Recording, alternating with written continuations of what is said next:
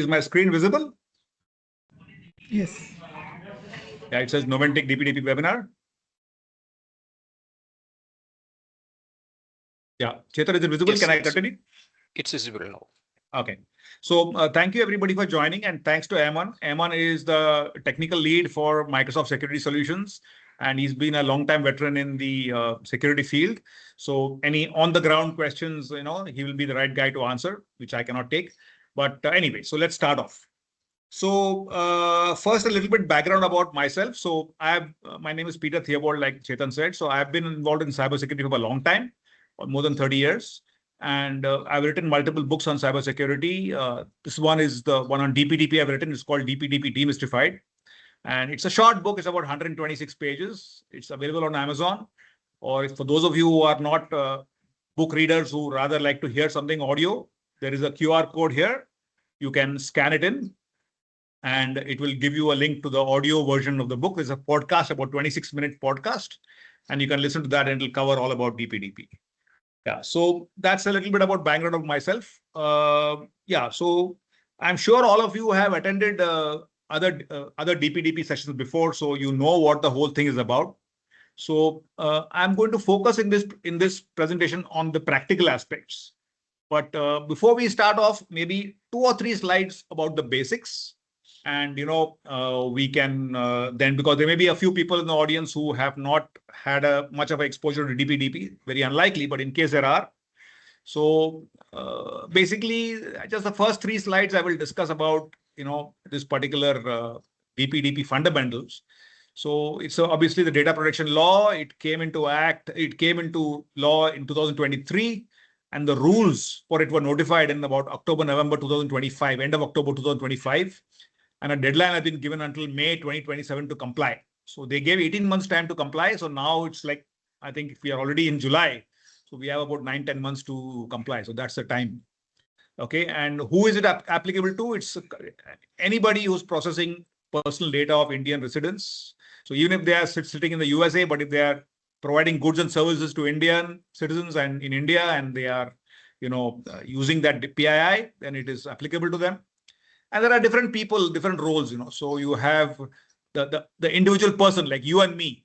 We are the data principal because the data belongs to us. And the organization that collects the data is a data fiduciary. So that's the organization that, for example, if you go to, the Amazon to say Tata AIG website and you want to buy an insurance policy, so you are the data principal, and Tata AIG is a data fiduciary. Now, if the Tata AIG gives your data to a third party to do some reference check or to do something like that, then that becomes a data processor. And the consent manager is somebody which the government will appoint to manage the whole consent process. And the data protection board is the apex body to govern the compliance of the act. So that is the key roles there. And the principles of the act are extremely simple. We will cover this in detail, but in a nutshell, there are 5 things. So all the processing of PII, personal data, has to be, first of all, one interesting thing is what is PII? So PII is personally identifiable information. That is any information that can be linked back to the individual. So your name, email ID, cell phone number, PAN card, Aadhaar card, salary, a lot of this stuff, it could be PII. It's not formally defined, but it's defined that anything that links back to the individual. So, so the principles are that, okay, whenever you're processing PII, it has to be consent based. You have to take the consent. And in the consent, you have to specify the purpose that I'm taking it for this purpose. And then you have to use it only for that purpose. And you should ideally minimize the amount of data that you're collecting, because the more you collect, the more liability comes on you in case something goes wrong. And you should store it for a minimum period of 1 year, maximum period of 3 years, unless there is some other requirement to, keep it for longer, like if SEBI or IRDI applies and says keep for 5 years, 7 years, that is there. But otherwise, after 3 years, you have to delete it. And there's an accountability. There are penalties which I will come to. So this is the basically, is it applicable to individuals? No, it's not. It's only applicable to companies. A lot of people ask me, we are in the B2B business. We're not in the B2C business. We only deal with other businesses. So is it applicable to us? So the answer is yes, it is. Even if you're B2B, you have employees, you have suppliers, you have in suppliers and customers, you have people with whom you're dealing with. You may have agents, you may have visitors who come to your office. or to meet you at exhibitions, somebody who comes to your website. So any interaction which collects, personal data, then the company becomes liable to DPDP. And it covers only digital data. So if you're collecting data in paper, if it remains in paper, it's outside the purview of DPDP. But if it is, digitized, then it becomes applicable, DPDP applicable. And yes, it applies outside India if that company is, having transactions with Indian citizens, selling goods and services and collecting the PII, then this applies to them also. And small businesses are not, there's no specific exemption. Government has carved out some specific exemptions for, certain healthcare and certain people involving transportation to schools and stuff. But there is no generic exemption for small businesses. And people often ask me, how is it different from GDPR? And if you're GDPR compliant, are you DPDP compliant? So yes, there's a lot of overlap, but there are about 26 different differences between GDPR and DPDP, which I can share afterwards in a private message if anybody's interested. But if you are GDPR compliant, there's a lot of stuff which is already done. So your DPDP compliance journey will be a little bit easier. And the last slide is, before I go on to the actual stuff, what that you have to do with the penalties. So everybody knows these things. It ranges from 50 crores, 150 crores, 200 crores, 250 crores, and so on and so forth, depending upon, what is the nature of the breach. So, and, there could be a dual breach. For example, if you're supposed to notify the people if there's a data breach, if you don't notify that, that's 200 crores. And if it was proven that the breach happens because you haven't maintained adequate, reasonable security safeguards, that's 250 crores. So you could end up being 200 plus 250, 450 crores, and so on and so forth. So it's a pretty serious matter. And, typically, if there's an issue, they'll do an inquiry and they'll give a hearing, and they'll they can levy a penalty. And there's a possibility of appeal, but let's not go there. The whole objective of the seminar is to try to see that you don't fall into this particular thing. So before I proceed, anybody has any questions on these three basic things? Because this is the fundamental. If anybody has some questions, I'll wait for a few seconds. You can unmute and ask, or you can put it in the chat, and we will address that, and then we will go ahead. But this is the basics which everybody has to be clear on. So I want to spend a few minutes here.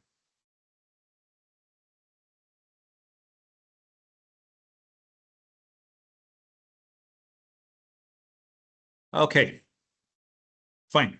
So let's now proceed with, okay, all of you are working for some organizations, and presumably you have to comply with DPDP, obviously, which is why you're here on this webinar. So let us see, what it takes. What do you need to do to comply with DPDP? So I have tried to present it in as simple manner as possible to make it, easy to understand. So the first step is to deal with your historical data. So every company has been in existence for a long time, and they have already with you a significant amount of historical data of your employees, ex-employees, current employees, customers, visitors, suppliers, agents, dealers, whatever. So obviously all this data has been collected before DPDP, so there was no consent requirement. But now the DPDP is there, so you have to take consent from all these people if you are going to continue to use the data. So how do you do that? You first have to find out what data you have, and then you have to classify it. So classify, this is customer, this is supplier, blah, blah, blah. And you also can decide, that do you really want this data? So if you don't want it, you don't need it, you delete it, because that's that much less of a headache for you. Because our Indian companies have a habit, and most companies, they will collect data and they will keep it forever and they'll never ever delete it. So it goes on accumulating, and then it could create a hassle. So anyway, once you've located the data, classified it, you need to obtain consent. So you need to send them an email or a WhatsApp or SMS or whatever it is, saying, Mr. Customer or Mr. Supplier, we have your data. This is the data we have. It was collected before DPDP. So now we are going to continue to use it. So we need your consent. Sorry.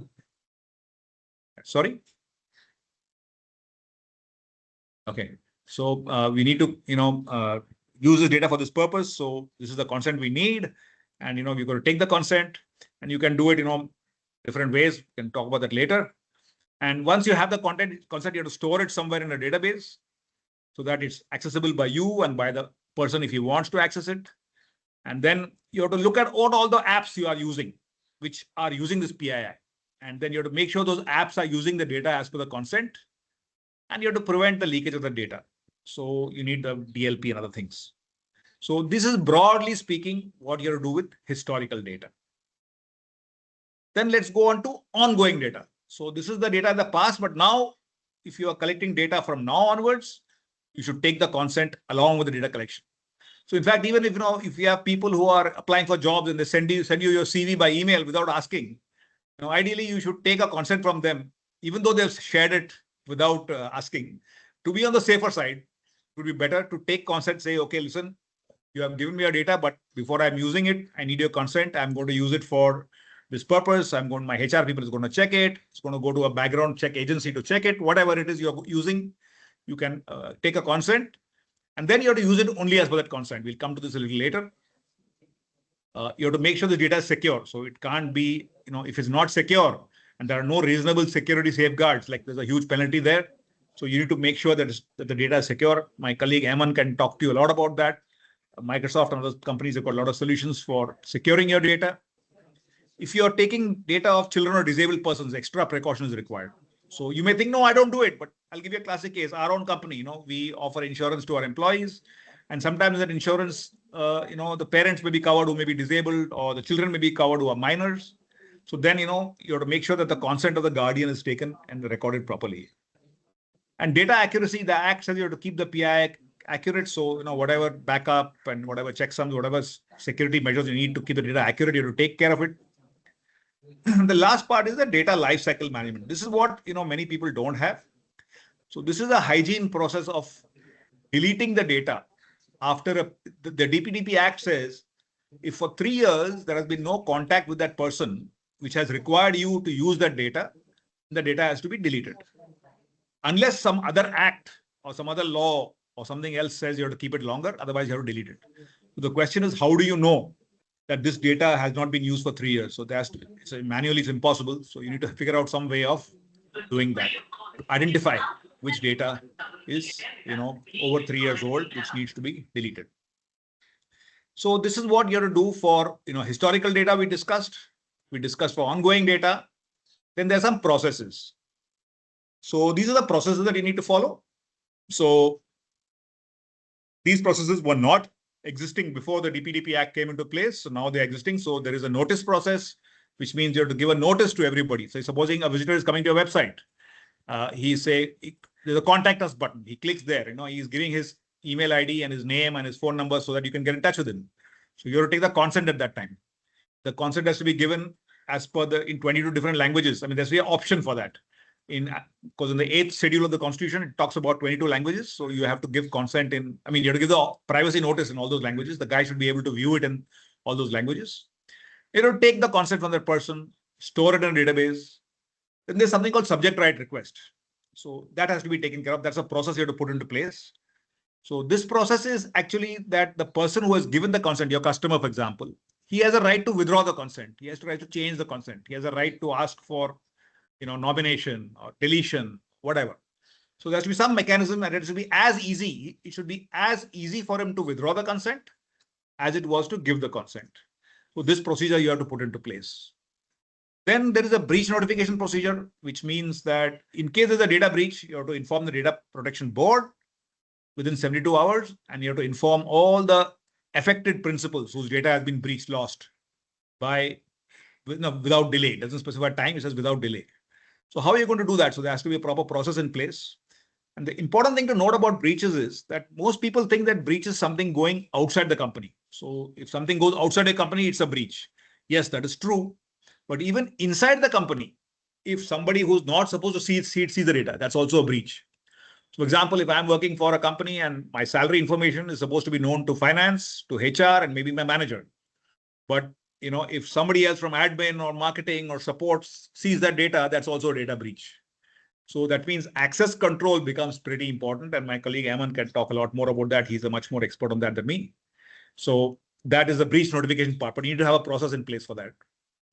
Then we come to outsourcing. This is another, all companies outsource a lot of their work. For example, our own company, Noventic, we outsource our, HR to a company, a SaaS platform, which stores all our employees' data. So the important thing is, just because you outsource the data to somebody, processing to somebody of PII, the responsibility doesn't go away. If there's a breach at that person's end, you are still responsible because it's your data which has got breached. So you have to have proper contractual agreements with that processor to make sure that he is complying with DPDP. He agrees in writing that it's going to comply. You have a right to audit his compliance, and or he has to provide you some other evidence, and there should be maybe an indemnification clause. So that is, all has to be, the contractual part has to be looked at. And there is a cross border, thing. If there is currently the government has not notified to which countries you cannot send data, but once it notifies, you cannot send data to those places. But even if you send it outside the country, all the rules and regulations still apply. So if you look at all this, so you'll come to know that DPDP is not just an IT issue. It's actually a business issue. Like, I'll give an example. I was working with a company which manufactures jeans, and they have 19.5 lakh customers who have bought from them in the past. And they keep sending them, Diwali, Christmas offer, Diwali offer, Holi offer, new launch, this, that, everything. So now, earlier they used to just send them, emails and WhatsApp messages and everything saying this has come, the discount, this offer is there or whatever. There was no restriction. But now the restriction is there. So you cannot send out that mail without having the consent. So the business process, the whole business of, sending out those marketing communications has to, change to take care of the consent, because you cannot communicate with somebody for marketing purpose unless you've taken the consent for that. Or I'm sure you received, calls from when your car was insurance was due. You received calls from all kinds of people who are asking you, even people from whom you never bought the policy, saying that, do you want to renew or can we renew? So again, all this has to stop, because, how do the data, then you can catch the company with whom you insured the car and say, hey, I gave you my data and my data is only for the purpose of my insurance. Now, you have leaked it out to somebody else and I'm getting calls from other people. So you are responsible because I've given that information to you. So you have not put adequate security safeguards and there has been a data breach. So that's 450 crores penalty on you. So there are many companies who depend on this outsourced data. So, all this has to change. So, which is why I always say that it's not a IT issue purely. It's IT, it's legal, it's compliance, it's business, all of this put together. So that in a nutshell is what companies have to do. And then there is, of course, somebody asked a question about, a DPO. So yeah, if you're a significant data fiduciary, the government nominates you as a significant data fiduciary, then you have to do these three things. You have to appoint a data privacy officer who is responsible for the compliance of the Act. You have to have an annual data privacy audit, which checks all the activities that you are there doing to make sure they're compliant with the Act, and the report has to be filed. And you have to do a data privacy impact assessment, which means for all your critical processes, you need to study the whole process and see what data is collecting, where is it coming, where is it going, where is it stored, who has access to it, so that all the risks can be evaluated. So this is compulsory for people who are nominated as SDFs. The government has still nominated, so we are waiting. But many large companies, they know, like banks and telcos know, they are going to be nominated as SDFs. So they have to actually, do these things. So they are starting out right now. So broadly speaking, now if I have to just review, from a company point of view, what do you have to do? You have to take care of your historical data, get the consent, store it. You have to take care of your ongoing data collection process, take consent before you collect the data. You have to put all these new processes into place, which were not there before. And if you're an SDF, you have to take some additional precautions. So before I go into, what is it that we can do and what is it that you need to do specifically in terms of services and products? So I would like to pause for a second and ask if there are any questions on what has been covered so far. Or Eman, if you can check if anything has come on the chat, we'll be happy to answer. I think we answered the earlier question. Nothing new. Okay, fair enough. Okay, so now, now that you know that this is what you have to do, how do you go about doing it? So the first step is a gap assessment. Okay, so this is the first step that any and every company should start with, because you need to know where you are standing currently. So the gap assessment is a service. Typically, we at Noventic do it. The other people also doing it. It takes 4 to 6 weeks typically, depending on the size of the organization. Could be more, could be less, but 4 to 6 weeks is the average time frame. So it follows a structured process here. So first is a discovery where we will talk. We'll have a data gathering workshop. We will talk to all the people in all the different functions in your company, sales, marketing, finance, HR, operation, whatever, R&D. And we will talk to them and we'll explain to them what is it that the DPDP Act is and what are their liabilities and responsibilities. We'll ask them what they are doing, what data they are collecting, and we'll prepare a full inventory of all the applications that use PII and the actual PII that is being collected, because different departments, different functions will be collecting different information. So HR may be collecting information of employees, current employees, candidates who have applied, ex-employees. Marketing will have some other information, people who came to exhibitions, people who registered on the website. Finance will have actual customer information, so on and so forth. So you need to understand who all has what and how is it being stored. Then you do a review of all the controls. So, okay, you have all this data. How is it being protected? What are the process controls you have, policies you have, and what are the technical controls you have? Do you have a DLP? Do you have an antivirus? Whatever it is. So then we'll know that what you have and what you don't have. And then we do the gaps. So we do the gap analysis, say, okay, this is what you have. This is the controls you need. This is the policies you need. And what is it that you have already? And we identify the gaps. You could even, map the whole consent process, how it's going to work, and even do a sample DPI. Take any one particular process of yours and do a full evaluation of the process. If the scope includes that, and we can tell you what are the risks. And at the end of it, you get a roadmap. So that's a roadmap saying, okay, this is where you are, and this is where you need to go to be compliant with the DPDP Act. And this is the process. And this is a roadmap to go there. So this is the basic starting point. And once this is done, the next step is, okay, you've got the gaps. Now you need to fix the gaps. So a full framework has to be made. So there you get into, if you require a in-depth data discovery and classification, then all the policies and procedures which are required to be written, they may be not there. You have to write them from scratch, or you have to modify the existing ones. And then there are these activities called DFD and ROPA, which are making data flow diagrams, which show how the data is flowing, which is important for understanding. So if there's a breach, you need to know where all the data goes, who's affected. If a consent comes or a consent is withdrawn, who all has to be notified. Unless you know where the data is flowing and how is it being used, you'll not be able to take care of all this. So you need to document the processes and the flow. So ROPA is a record of processing activities. It records all the activities that happen with the data, who accesses it and how it is accessed and where it flows. And the DFD diagrammatically shows the whole activity. Then we have to find out, okay, now we have found out what are the missing policies and procedures. Now, what are the missing controls? So do you have an antivirus, or do you have a DLP, or do you have a data classification, or do you have an insider risk management? Or do you have a data lifecycle management product? So we have to identify what controls are required and what is missing. We'll give you a list of that. Then third parties. So we have to examine all your third party contracts and see if they're in compliance with the Act. It's important to have awareness and trainings, because your employee tomorrow could say, I didn't know that I had to do this, so that's why I did it. But the penalty comes in the organization. So you need to, do the awareness and training so everybody knows what they have to do, how they have to take care of the data. In fact, Noventech has got a detailed, course on privacy and data handling. In fact, yesterday was a deadline. I had to do it myself, which explained, what is PII, how to use it, and how to secure it, and what is my responsibility and stuff like that.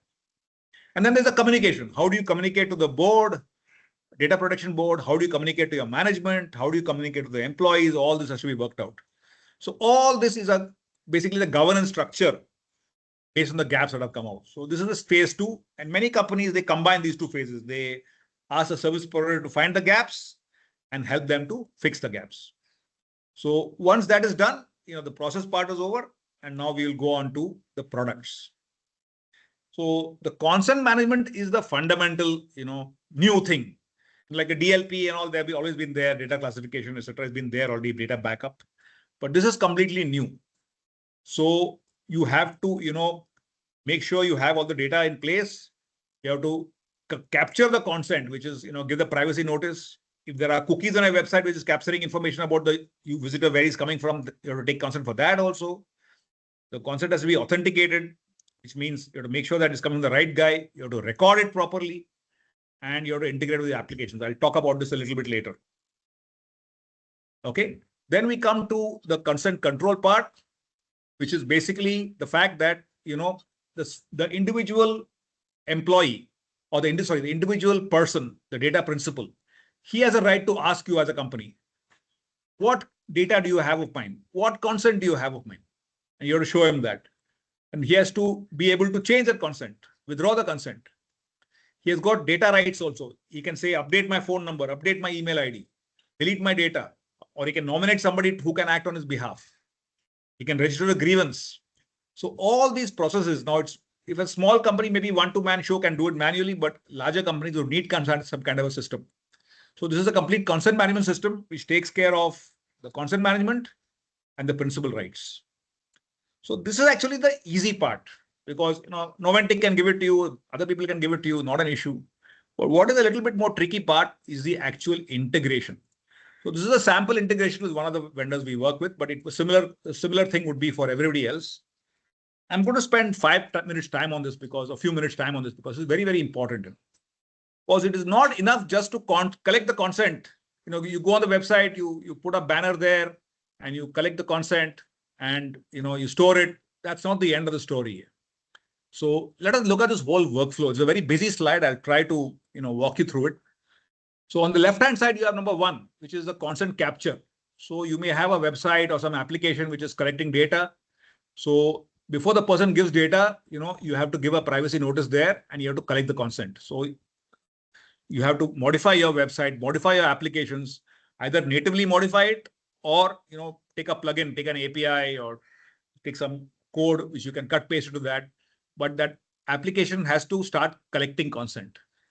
Now, when the user collects the consent, we go to step 2, which is the application service layer. That is your application, which is actually handling your website or your whatever app you're using. That is collecting all the data. So it collects all the person's data. Like, for example, if I'm going to a website and buying something, I'm giving my name, I'm giving my email address, I'm giving my physical address, maybe I'm giving my phone number. Like if you go to Amazon, for example, right? So you give all this information and you give your consent. So now the consent information has to be given to the consent platform, which is down. We call it Privacy Shield here. And it also has to be stored in your application, because that you will store the actual information that the guy gives you, which is used for your business logic. But you have to have those applications have to be connected with the consent management platform so that the data can be stored. And then there's a question of validating consent. So anytime the application wants to use that data, and it's supposing it wants to send an email out, so it has to check with the platform. So using an API, so it can check if the consent is there, if it is valid, what is the purpose, what is the scope, is it active, has it been withdrawn or anything like that. And then the platform will give the response to you. And then you can go ahead and it's a valid response. So then that's a 4B part, which is, we understand what exactly it is. And then you can take the particular action. So it's a two-way integration. That is, the application can, query the consent management platform. And also, if you look at the bottom part, which is how the data principal interacts. So the platform interacts with the company. It also interacts with the individual end user. So the data principal in that case, the left-hand side, you can see the second row. He wants to view the consent, update the preferences, withdraw the consent, renew the consent, whatever, download it. He logs into this platform. And this platform will give him the whole, user interface. And then if he wants to withdraw the consent or change the consent, you have to give him an OTP or to authenticate it. If it's a very, critical application, the authentication can be done by Aadhaar also, or you can integrate with DigiLocker if you want. It depends on how critical it is. And then when this user, goes ahead and makes the changes in the consent management platform, the consent management platform via a webhook can inform your application also that this consent has come in or this consent has been withdrawn. So there's a two-way communication between your applications and the consent platform. So when the consent platform gives the data, it goes via webhooks. And the application querying the platform, it comes via API. So this is the entire, flow. And of course, there can be notifications, there can be all these things, backward flow from the platform to the end customer. So this, broadly speaking, gives you the whole architecture for the consent management. And this is what is going to take time. So depending on your application, see, so in this field, in this graphic, I just put one thing called application service layer, but you may be having 5 applications, 10 applications. So every app, maybe 50 applications. So every application has to be integrated in this manner, with the consent management platform. So that is what is going to take time, which is what, we are telling customers to, get appreciate this and move, because this is the actual hard work. The platform itself, we can just see. I'll cover this in ongoing slides, but it keeps a record of all the consent, keeps a record of the preferences. You can you can create all the notices, you can store the notices, you can have the proper engine to validate the consent, and you can audit it if you want to do a DPIA or stuff like that, or the data protection board comes and do audit. So there's an audit thing. So all of this, is a part, but like I said, the consent management is one part of it, and all the other parts have to flow into it. So now I'll go into a few other things which need to be taken care of. So you have a data discovery. So this is also a part many companies, take this in phase 2, but it depends on your organization. Many people start with the consent management first, because that's one part, that's a critical part. And then afterwards, they want to make sure that they're not missing anything. So they do a data discovery, which works on your on-prem systems, on your cloud, on your databases. And it finds out what data is there, and it'll come back to you and tell you that, you have got, it uses pattern matching or machine learning, whatever, and it'll tell you what data it has, where it is lying, etc. And you have to make sure it understands PAN cards, Aadhaar cards, and even, your maybe employee ID, stuff like that. So this creates a full inventory of the data. And then you need to protect it. So you need to discover the data, you need to classify it, and then, you have to make sure it's protected. So DLP requirements, and then even to make sure inside the company it's not breached. So some insider risk management also you have to look at it. So make sure that employee who's inside the company is not accessing what is not, should not. Then we come to the automation part of it. So here, so you need to have data flow diagrams. So this can be done manually, or there's a program available which can help you to create these diagrams. A record of processing activities is maintained, which I already explained earlier. If you're doing a DPIA, it's typically a questionnaire based. So you'll ask a lot of questions of the person, like what is the data, where you're collecting it, why you're collecting it, how you're collecting it, how you're storing it, where is it backed up, how are you making sure it's deleted in time, are you transferring to anybody. So all those questions are asked, and then a report is provided, what is the risk, which the DPO can then take a call whether this particular process is to be approved or it has to be stopped. So, that is the whole DPIA part. And then, of course, the third party. So if you're passing on your PII to third parties, you have to do all these things. There are 6 areas, which I've written here. So you have to assess the risk, you have to look at your agreements, who they are ongoing sharing data with, how the data transfer happens, how the processing happens, and what is the privacy policy. So all these things have to be taken care of, and typically when we do our gap assessment or our framework development, all these things are assessed as part of that.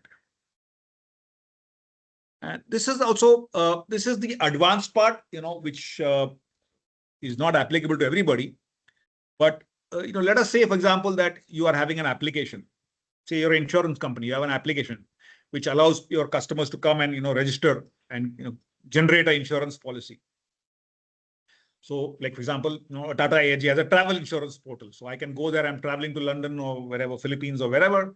And I can go there and I can put the details of, this is my name, this is my passport number, this is my age, this is my medical conditions. And, I want to go to this country and for this duration, and I want this policy, and it's supposed to generate a policy and give you. So obviously, before you release this into the public for general availability, you need to test it. So to test it, you have to put data inside it. So the data has to be data which has to be, typical of the persons who come, so that it makes sure that when somebody comes, who's too young, it rejects the policy, it's too old, it rejects the policy or puts an extra premium or whatever. So you need actual data to put into the policy for, into the application for testing. So if it's PII data, you can't put just any random data. It has to be representative of the data of the users. So then if you don't have consent, you can't do that. And nobody will give consent for, using the data for this kind of testing purpose. So you have to anonymize the data, you have to create synthetic data, and then that has to be used. So there are separate tools available which do this anonymization, pseudo-anonymization, synthetic data. And, I don't want to go into this in detail right now, but, this is what masking does. So masking is, like, for example, you can see the example column that makes it very easy. So if you say my email ID, so or my cell phone number, it puts a star, star, star in the middle. So that is, masked. So if you're giving the data to somebody else in the company who needs my information, but it doesn't need my actual phone number, so then, you can mask it and give it. And tokenization means, the actual card number becomes a token number. So you know that it is there, but this is reversible. So, if there's a program which, allows you to look at the token and get it back, so it's not fully anonymized. And pseudo-anonymization is like, basically, if my name is there, my date of birth is there, so it will change it to subject so and so, and it's there in a vault. So then also it can be reversed. Anonymization is completely, it is changed. So then, if you have Rohan Mehta, this is a cell phone number, this is a city, this is the age, and the type 2 diabetes he has. It will make it into the person has got diabetes, is the age band 30 to 40, city will remain Pune, the diagnosis will be diabetes. But the identifiable information, which is the name and the cell phone number, is not there anymore. And synthetic data is completely, it doesn't exist. So you can just say some random name, Mr. Ram Prakash, age 45, city Pune, whatever. So it's not real data. So then, the DPDP Act is not applicable to it. So you need to see if whatever data you're having, can you make, if you need to use it for a particular purpose, you don't have the consent, then can you make synthetic data out of it? Can you anonymize it, pseudo-anonymize it, and then use it? So there are tools available for all this as well. And then we come to the data lifecycle management, which is basically what I told you about, that, you have to make sure that after the period of time of 3 years, you send a notice to the person if the data has not been used, and then you delete it within 48 hours. So how do you know which is the data? So you have to have a proper data monitoring, data retention policy, data deletion policy, and monitoring policy, and identifying it, labeling it, classifying it, and then dealing with it. So this is a separate thing. So people typically take this in the phase 3. The phase 1, typically they do the actual consent management part. The phase 0 actually is the gap assessment and the framework development. And phase 1 is the consent management part. Phase 2, people do the data discovery, and then they look at the data lifecycle management, and then finally the privacy enhancing, which is the anonymization and all that stuff. So that is the third part. So this is broadly speaking, what you're to talk about. So this brings me to the end of my formal presentation. So I'd like to open the floor now to take any questions. Or Aman, is there anything that you want to cover specifically? Please, go ahead, and we can talk that, and then we can hand it over for question and answer.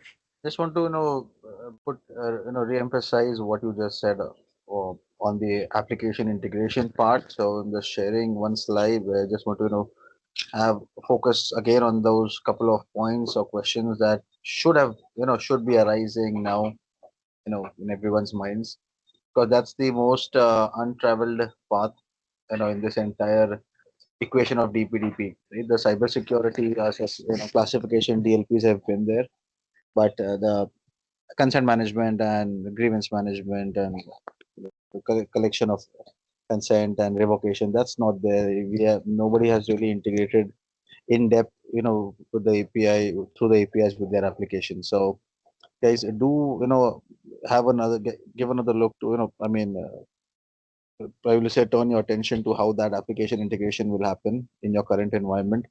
You need to understand if your applications will support the mechanism required, right, for the API calls, for the webhooks, right? Your authentication models need to be supporting the ES256. Audit logging have to be done. There has to be mutual TLS available, right? Logs will be required 1 year. Peter has stressed enough on these. I'm just reiterating because these are very important. The rest, people are more aware, but yeah. How do you address this, in case of an outage, consent management, the API, let's assume the API is unavailable. There should be a fail-safe in process, right, to protect the contracts that are being accepted and denied. And how is it reused across fiduciaries, and how do you deal with latency or high volume, right? So your applications need to be that strong. The APIs need to support that traffic, right? And think about the granularity of the kind of consents that we have to create, right? How do we store? Your storage is going to get impacted, the way we're going to store, and how lengthy it's going to be, how much duration is going to be. So it's not just impacting the current integration, or it's not only the developers who are going to get to work, the infra, the storage guys, everything's going to get impacted, right? You need to have backup of those storages, high availability, everything. The entire infra somewhat, gets overhauled in a certain manner.